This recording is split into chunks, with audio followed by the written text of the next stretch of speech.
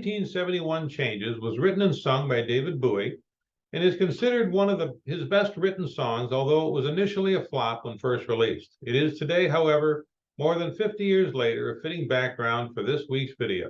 Here's why. With 56 new members of the Michigan State Legislature, that means just shy of 38% have no memory of the legislative past. This presents a challenge for you because as they come up with their next great idea, they have no history of why it may or may not be a good one. The result is that only 4 months into the legislative calendar, changes to the Michigan definition of independent contractor and a sales tax on services have already been initiated. For the independent contractor issue, that is already in the form of legislation and has had hearings held. Patterned after California's treatment of independent contractors, the bill would require exemptions for real estate practitioners to avoid significant changes to how you do business. Currently, there is no such exemption. As for the tax on services, while successfully defeated over a decade ago, it is once again being discussed and would impose a tax on your real estate commissions. Paid by sellers, deducted from your commissions, or added to the cost borne by buyers, the impact on the real estate industry in Michigan would be significant. Last time this idea was on the table, MR went into a 24/7 full court press for more than a month to successfully exempt real estate. There were also changes that came out of the NAR mid-year legislative meetings in DC earlier this month. Beginning with the 2025 three-year membership cycle, in addition to the 2.5 hours of Code of Ethics training required to retain membership, each member will also be required to take a 2-hour course on fair housing. Several courses already available from NAR currently meet the requirement, and instruction by outside providers can also receive approval.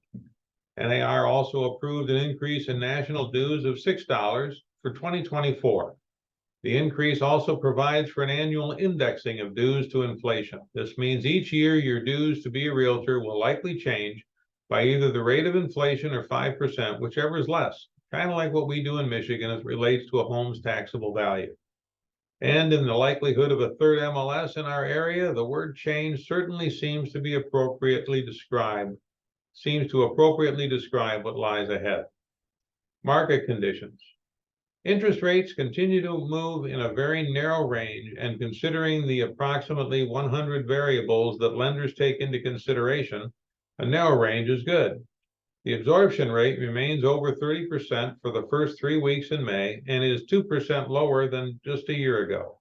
This continues the narrative of rising prices against a backdrop of low inventory. Also interesting is that across our 4 counties, while the average home is selling for 100% of asking price, more than 60% of all homes sold are selling for asking price or higher.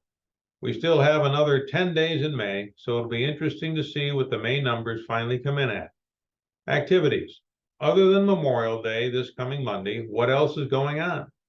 June 1st is happy hour at the Twisted Rooster in Chesterfield Township. June 6th is Capitol Day in Lansing. The 8th is our GPBR Habitat for Humanity project in East Point.